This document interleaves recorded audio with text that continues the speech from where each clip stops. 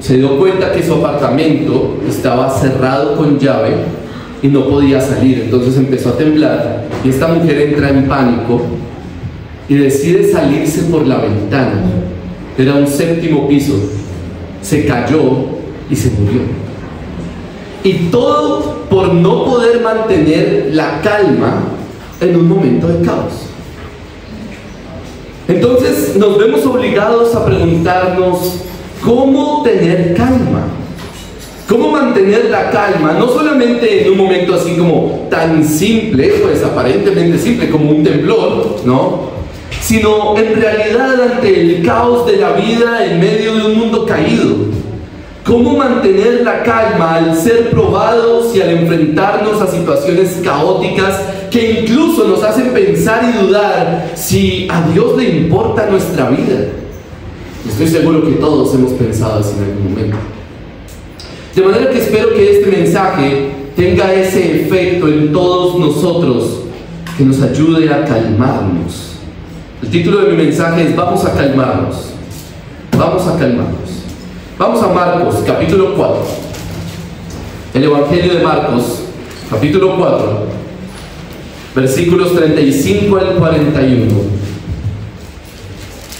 Para meditar en cómo mantener la calma en medio del caos. Marcos, capítulo 4, versículos 35 al 41. Una escena muy conocida realmente, que se enseña en la escuela dominical y todo eso. Marcos capítulo 4 versículos 35 al 41.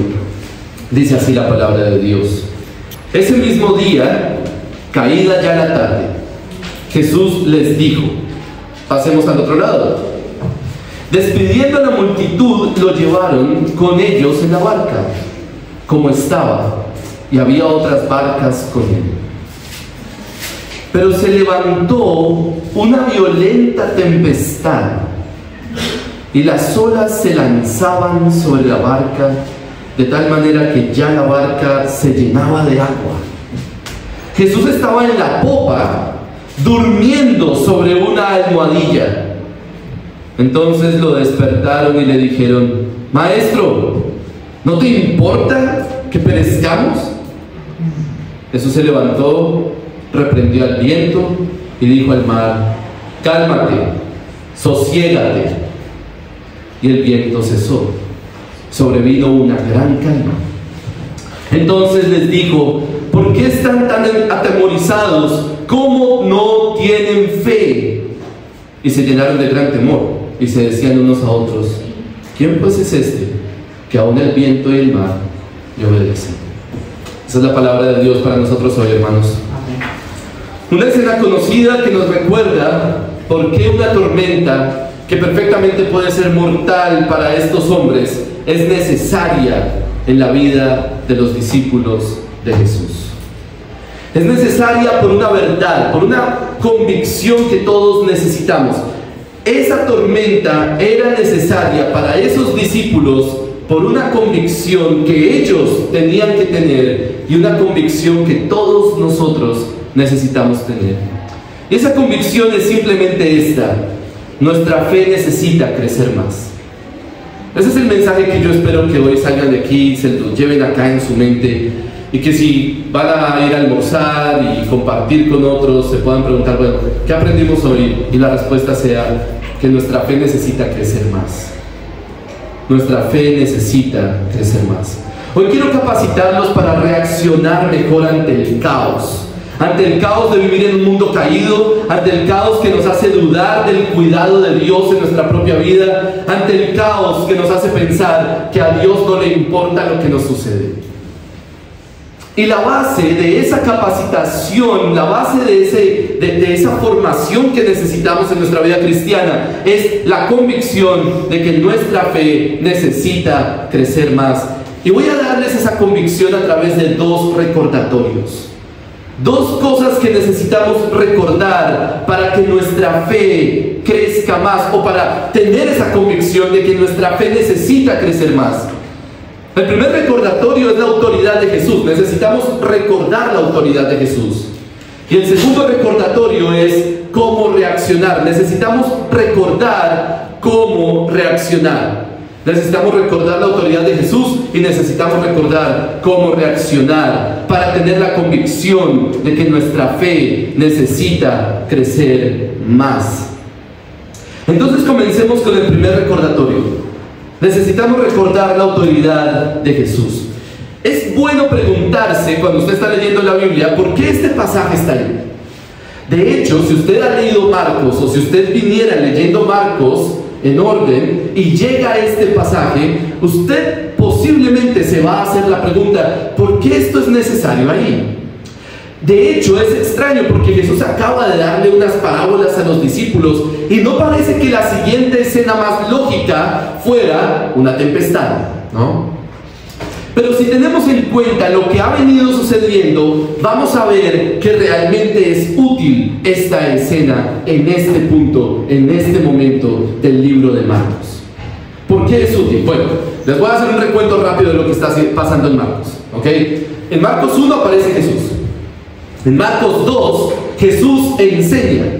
Y lo que enseña es que Él es alguien. Él le dice a todos los judíos, yo soy... Y usa una expresión que es un título que todo judío conocería, que es Hijo de Hombre. ¿Han escuchado esa expresión? Sí. El Hijo del Hombre. Bueno, el Hijo del Hombre es un personaje escatológico. El Hijo del Hombre es un personaje apocalíptico, de hecho. El Hijo del Hombre es un personaje que aparece en el libro de Daniel, que va a recibir los reinos de toda la tierra. Y entonces Jesús dice, yo soy el Hijo del Hombre. Entonces, ¿cómo puede ser? Jesús sana personas demostrando que Él es Dios, que Él puede perdonar pecados. Él dice que tiene la autoridad del Hijo del Hombre, incluso para establecer el reino de los cielos en la tierra. Él tiene la autoridad del Hijo del Hombre para cambiar las cosas en el reino de los cielos. De hecho, tiene la autoridad del Hijo del Hombre para cambiar la administración del reino de los cielos. Y entonces los fariseos y los judíos quieren matarlo. Es interesante, Marcos es sumamente interesante porque es como, ¿quién es este hombre que dice que tiene tal autoridad como el Hijo del Hombre? Y los judíos y los fariseos dicen, hay que acabarlo, hay que destruirlo, hay que despreciarlo. Pero hay alguien que sí sabe quién es Jesús. Por lo menos al principio de Marcos, hay un personaje que sabe quién es Jesús. ¿Saben cuál es ese personaje? Los demonios. Los demonios saben quién es Jesús, y cuando Jesús va a expulsar un demonio, salen gritando, tú eres el Hijo de Dios, no nos atormentes y todo eso. Y Él los para y los hace callar, porque Él no quiere que su testimonio esté basado en demonios. Entonces, eso es lo que está pasando en Marcos. Pero en el capítulo 4, Jesús escoge a unos discípulos. Hay algunos que sí siguen a Jesús, no saben bien, estos hombres no tienen claro quién es Jesús, pero sí lo siguen. Y de esos discípulos Jesús escoge a 12, y lo que hace es hablarles en parábolas y explicarles las parábolas. Y al final del capítulo 4 Jesús habla de una parábola que es la parábola de la semilla de mostaza. Seguramente usted ha escuchado esa parábola antes. El reino de los cielos es como una semilla de mostaza. ¿Cómo es la semilla de mostaza? Muy pequeñita. Entonces lo que Jesús está diciendo es, el reino de los cielos en este momento es así de pequeño, pero ¿qué va a pasar con la semilla de mostaza? Va a crecer mucho.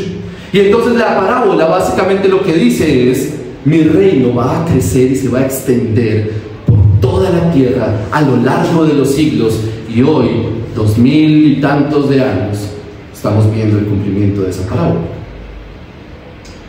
Pero entonces, cuando terminamos esa parábola y cuando terminamos el capítulo 4, la pregunta clave es, bueno, ¿será que Jesús sí va a tener la capacidad de hacer que su reino crezca tanto? ¿Será que Jesús sí tiene la capacidad de hacer que su reino crezca como esta parábola de la semilla de mostaza y se extienda y nadie la pueda detener? Y yo quiero que piensen en la importancia de esa pregunta para nosotros. ¿Qué seguridad tenemos de que el cristianismo es verdad? ¿Qué seguridad tiene usted? Es decir, hermano, ¿vale la pena que usted venga cada domingo y se siente acá? ¿Esto es real o estamos perdiendo el tiempo? ¿Qué seguridad tenemos de que Jesús realmente puede cumplir lo que prometió? ¿Qué seguridad tenemos de que un día Jesús va a volver y va a establecer su reino en esta tierra? Porque si no tenemos seguridad, apague y vámonos. Vamos a vivir la vida loca, ¿no? Comamos y bebamos, que mañana moriremos finalmente. ¿Qué importa? ¿Qué seguridad tenemos de que Él lo puede hacer?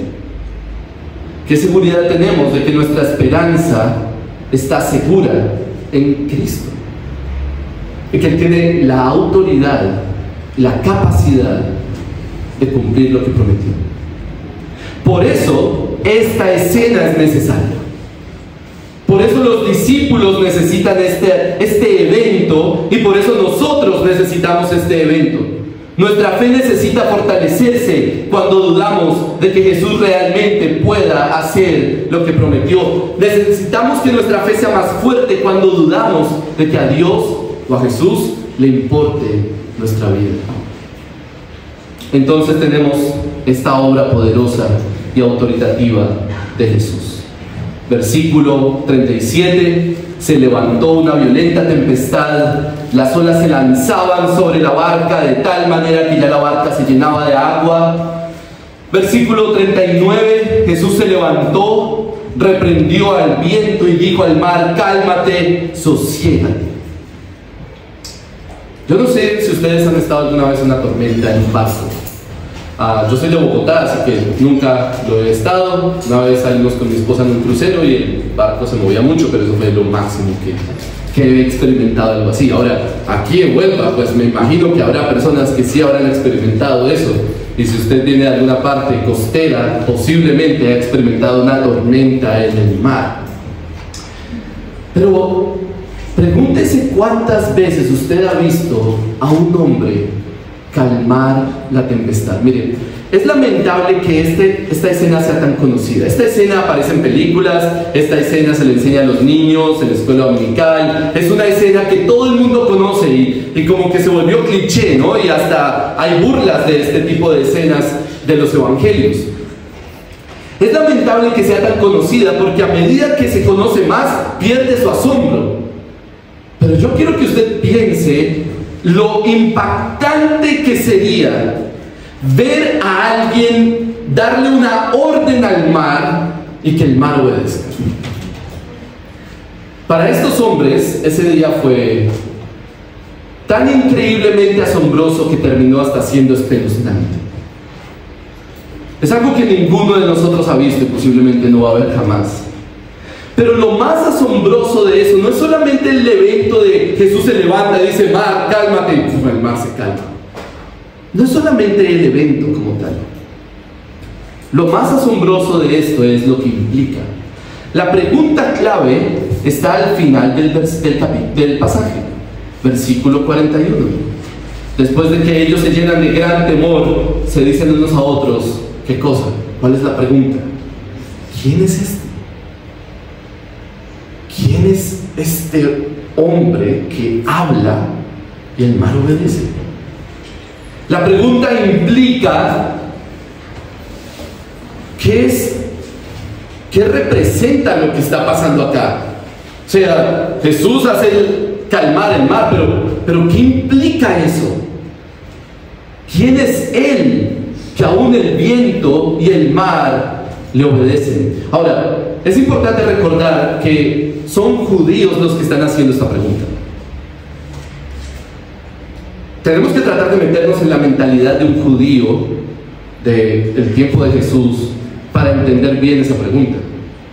Porque ellos hacen esa pregunta y ya empiezan a tener respuestas en su mente naturalmente. Simplemente por su cultura y simplemente por lo que ellos saben. ¿Quién es el que calma el viento? ¿Quién es el que da una orden y el mar obedece? Job capítulo 26, por ejemplo, dice: Dios ha trazado un círculo sobre la superficie de las aguas. En el límite de la luz y las tinieblas, las columnas del cielo tiemblan y se espantan ante su reprensión. El mar agitó con su poder y al monstruo Rahab quebrantó con su entendimiento. Solo hay alguien que es capaz de hablar y que el mar obedezca. Solo hay alguien que tiene la capacidad de hablar y que el viento haga caso. Por supuesto, estos hombres se están dando cuenta que están delante de Dios mismo. Y muy seguramente en la mentalidad judía hay dos escenas que vendrían a la mente de estas personas. Primero es la creación. Dios dice, sea la luz y fue la luz. Pero además Dios dice, sepárense las aguas, y las aguas se separaron. Pero hay otra escena que debería venir a la mente de estos hombres, seguramente, y es el Mar Rojo. ¿Qué pasó en el Mar Rojo? Dios envía un viento, y ¿qué hace el mar? Se divide en dos para que el pueblo pase por tierra seca. Están ante el Dios de Israel. Están ante el Señor del pacto. Y aún podríamos ir más lejos, porque en la sabiduría judía el mar es comparado con el Seol, el mar es comparado con la muerte, el mar es comparado con el abismo o con el Hades. El mar, en la mentalidad judía y del Antiguo Testamento, es ese mundo inexplorado, caótico y peligroso donde vive el Leviatán. ¿Usted ha escuchado del Leviatán? Ese animal como casi mitológico que aparece en el Antiguo Testamento. Hay una profecía en Isaías que dice que un día Dios mataría con su espada al Leviatán, y dice al dragón que habita en el mar. Y por eso, de hecho, en Apocalipsis, la bestia viene ¿de dónde? La bestia viene del mar. El mar representa ese mundo caótico que se parece a la muerte, que se parece al Hades, que es indomable, y en términos espirituales se parece al mal mismo. Pero en este pasaje, el punto es que Jesús puede domar el mar. Jesús puede domar el caos. Jesús puede domar la muerte. Jesús puede domar al abismo. Puede domar el mal. Puede domar incluso al Leviatán si quiere. Solo con decirlo. Esta escena no solo está hablando de quién es Jesús, sino de qué es capaz de hacer. Jesús no solo vino a decir que es Dios, Jesús vino a demostrar que es Dios. Jesús vino como el verbo de Dios, como el Logos que habla y la creación obedece. Él vino para dar orden al caos. Entonces, pregunta, ¿qué seguridad tenemos de que Jesús hará lo que prometió? Solo piénselo por un momento. Si Jesús de verdad calmó el mar ese día, solo piénselo, solo pregúntese si usted cree que eso pasó. Si Jesús de verdad calmó el mar ese día, ¿qué significa? Significa que Él tiene poder sobre la tempestad. Significa que Él tiene poder sobre el mar. Significa que Él tiene poder sobre el caos. Significa que Él tiene poder sobre el Hades. Significa que Él tiene el poder sobre la muerte. Significa que Él tiene la capacidad de ordenar el caos. Tiene la capacidad de vencer al mal, de vencer a la muerte, vencer al pecado. Y entonces nuestra pregunta es, ¿será que Jesús puede cumplir lo que prometió? Mire, esa es la razón por la que la resurrección de Jesús es la base de nuestra fe. ¿Usted quiere destruir el cristianismo? ¿Usted alguna vez ha pensado en destruir el cristianismo? Hay muchos que llegan a la fe por tratar de destruir el cristianismo. Bueno, yo lo invito a que trate de destruir el cristianismo. Y yo le tengo la forma en la que usted puede destruir el cristianismo. ¿Sabe cuál es? Demuestre que Jesús no resucitó. Si usted demuestra que Jesús no resucitó, se acaba el cristianismo. Y hay personas que han llegado a la fe tratando de demostrar que Jesús no resucitó. Porque si Jesús resucitó, entonces todo lo que Él dijo es verdad. Si Jesús resucitó, entonces Él es capaz de cumplir lo que prometió. Si Jesús resucitó, entonces Él es capaz de dominar a la muerte y al pecado. Satanás. Si Jesús resucitó, entonces nuestra esperanza está firme y segura en Él. En verdad, Jesús puede poner orden al caos si se levantó al tercer día de la muerte. Esa es la verdad fundamental de nuestra existencia como cristianos. Seguramente, estoy seguro que aquí hay gente viviendo en el caos. Muy seguramente. Vidas caóticas que parecen un mar tempestuoso, que lo único que produce es miedo, angustia, preocupación. Pero si Jesús calmó el mar ese día, y esto apenas es una sombra de lo que Él venía a hacer realmente, y es, si Jesús resucitó realmente, entonces la única esperanza que usted tiene es que Jesús ponga orden al caos. La única esperanza que usted tiene es que Jesús intervenga en su vida. Y la buena noticia es que para eso vino. Hermanos, nuestra fe necesita crecer más, y para que crezca necesitamos recordar la autoridad de Jesús. Cuando usted está al borde del caos, al borde de la tormenta y la tempestad en esa barca, usted necesita recordar que hay alguien que puede domar el mar. Entonces, ahora la pregunta es, ¿cómo reaccionamos? No solo necesitamos recordar la autoridad de Jesús, también necesitamos recordar cómo reaccionar. Cómo reaccionar ante ese caos.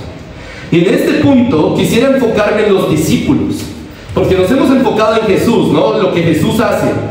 Jesús calma la tempestad. Pero los discípulos en esta historia son un personaje fascinante. ¿Y sabe por qué son fascinantes? Porque dicen exactamente lo que cualquiera de nosotros diría. Reaccionan exactamente como cualquiera de nosotros reaccionaría. ¿Se dieron cuenta de cuál es la pregunta de los discípulos? Versículo 38. Jesús estaba en la popa, durmiendo sobre una almohadilla. Entonces lo despertaron y le dijeron: Maestro, ¿no te importa que perezcamos? Si usted tiene la Reina Valera, dice algo así como: no te da cuidado, no tienes cuidado de que perezcamos, algo así. Aún la palabra perecer es como rara. En ese momento usted no va a ser tan sofisticado como para usar palabras diplomáticas con Jesús, ¿no? Yo no sé si usted ha estado en un momento de angustia y preocupación en donde usted ora y ya, no me importan las palabras sofisticadas, teológicas, religiosas, no, simplemente quiero expresar ante Dios lo que hay en mi corazón y lo que estoy viviendo. ¿No te importa lo que me está pasando? ¿Y qué está haciendo Jesús? Jesús está durmiendo. Eso es precioso. Imagínense el día del temblor en Bogotá. Siempre pienso esto, una pareja en su apartamento, no sé, 6º piso, 7º piso. Los que han vivido en Bogotá saben que esos son torres altas. Y empieza a temblar. Y se mueve todo. Y está esta pareja en el departamento y él está durmiendo y ella está en la cocina, ¿no? Y empieza a temblar y ella se asusta. Está temblando. Ok, sale corriendo para la alcoba, para la habitación, y allá está él durmiendo. Amor, está temblando, ¿qué hacemos? ¿Y él qué hace? Déjame dormir. ¿Qué va a pensar ella? Se cae esta casa y a ti ni te importa, ¿no? Y eso es pelea fija. Piensen por un momento en lo que implica ver a Jesús durmiendo. Ver a Jesús durmiendo produce incredulidad. Ver a Jesús durmiendo hace pensar que Él es indiferente al caos. Ahora, creo que podemos responder esa pregunta. Porque la pregunta de los discípulos es muy genuina, es muy profunda del corazón de ellos, pero sí tiene una respuesta definitiva. La pregunta de los discípulos es: ¿no te importa que perezcamos? ¿Cuál es la respuesta? ¿A Jesús le importa o no le importa? Sí, pero ¿por qué? ¿No? Pues siempre, pues decir sí es fácil, pero ¿por qué le importa? ¿Por qué podemos asegurar que sí le importa? ¿Qué respuesta daría usted para decir, no, si a Jesús sí le importa? Bueno, la respuesta más obvia no es simplemente que no duerma. La respuesta más obvia es que Él está ahí. Él está ahí en la barca. Piénselo por un momento. ¿Por qué Jesús está ahí durmiendo? Porque siendo Dios decidió hacerse hombre. Porque siendo Dios, pudiendo perfectamente disfrutar de su gloria y su trono y su reino como Dios mismo, sin ponerse en dificultades, haciéndose hombre, pasando por tempestades y hambre y muerte. Jesús vino a morir en la cruz. ¿Será que no le importa? Claro que le importa. Él no tuvo que hacerlo, Él quiso hacerlo. El hecho de que Él esté ahí en la barca ya es respuesta a la pregunta de los discípulos. ¿No te importa? Claro que me importa. Aquí estoy. Y voy a morir en unas semanas o meses. Claro que le importa. Le importa tanto que decidió hacerse hombre e ir a morir por sus discípulos. Pero Jesús no da ninguna de esas respuestas. Jesús no les dice eso a los discípulos. ¿Cuál es la respuesta de Jesús a sus discípulos? Versículo 40. ¿Por qué están atemorizados? ¿Por qué no tienen fe? Esa es la respuesta. La pregunta de Jesús es la respuesta de Jesús es otra pregunta.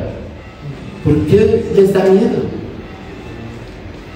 Jesús les está diciendo a sus discípulos que su pregunta, esa pregunta de ¿no te importa? Esa pregunta no es la correcta. Les está diciendo, esa pregunta no sirve para nada. Miren, en el momento de caos, la pregunta de ¿no te importa? No sirve. ¿Por qué no sirve? Porque Jesús ya demostró que sí le importa. Dios ya demostró que sí le importa. Y puede que usted sienta que Dios está durmiendo por allá y es indiferente a su problema. Pero Dios ya demostró que sí le importa porque envió a su Hijo. Entonces esa pregunta no sirve. Más bien, la pregunta debería ser, ¿para qué estamos viviendo esto? ¿Cuál es el propósito? La respuesta de Jesús a sus discípulos se enfoca en el propósito de la tormenta. ¿Por qué no creen? ¿Cuál es el propósito de la tormenta? Que ellos crean. La pregunta de Jesús es, ¿por qué les da miedo? ¿Cuál es el propósito de la tormenta? Que ellos dejen de temer. O que tengan un temor más correcto, porque miren cómo termina el versículo 41. ¿Y se llenaron de qué? De mucho temor, de gran temor. Claro, pero ya no por la tormenta, ya no le tienen miedo a la tormenta ya pasó. Ahora, ¿a quién le tienen temor? A Jesús. Estamos delante de Dios. Hermanos, no es suficiente que los discípulos entiendan a Jesús teóricamente. Ellos necesitan pasar por una tormenta para preguntarse, ¿quién es este? Para entenderlo mejor, ya de una manera mucho más real, que su fe crezca, que su fe se fortalezca. Hermanos, el caos es necesario, porque sin caos no hay orden, y sin caos no hay necesidad de alguien que traiga orden. Eso debería ayudarnos a entender cómo reaccionar ante el caos. El caos en nuestra vida no es sinónimo de indiferencia de parte de Dios, así lo parezca. Yo sé que nuestra mente rápidamente salta a esa conclusión, a Dios ni le importa. Pero no es así. Si usted tiene hijos, usted sabe que evitar el sufrimiento no es necesariamente la mejor muestra de amor, ¿no? Porque si usted ama a sus hijos, usted sabe que ellos necesitan caerse a veces y levantarse solitos para que aprendan. Porque si yo los ayudo siempre, si yo hago siempre todo por ellos, lo único que estoy haciendo es formando personas inútiles, fracasadas, que no van a saber cómo enfrentarse al caos. Usted lo sabe. Ante el caos en nuestra vida necesitamos reaccionar correctamente, y la reacción correcta no es dudar sobre si a Dios le importa o no. Él ya demostró que sí le importa.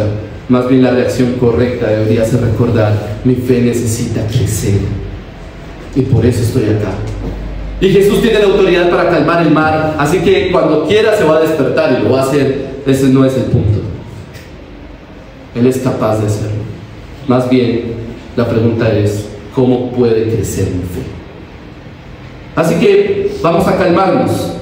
Vamos a recordar que nuestro Señor tiene la autoridad para traer orden al caos. Vamos a recordar que nuestra fe necesita crecer más. La buena noticia de este pasaje no es que ya no hay mar. Un día, hermanos, ya no va a haber mar. Un día, cuando haya cielos nuevos y tierra nueva, Apocalipsis 21:1 dice que vendrán cielos nuevos y tierras nuevas y ya no va a haber mar, dice Apocalipsis 21:1. Sí, ese día ya no va a haber caos. Pero esa no es la buena noticia de este pasaje. Eso vendrá un día, pero por ahora no ha llegado. La buena noticia de este pasaje es que aquel que puede domar el mar ya llegó. Ya está aquí. De hecho, ya está sentado en su trono reinando. Así que recuerde la autoridad de Jesús y recuerde que finalmente el objetivo es que nuestra fe necesita crecer un poco más.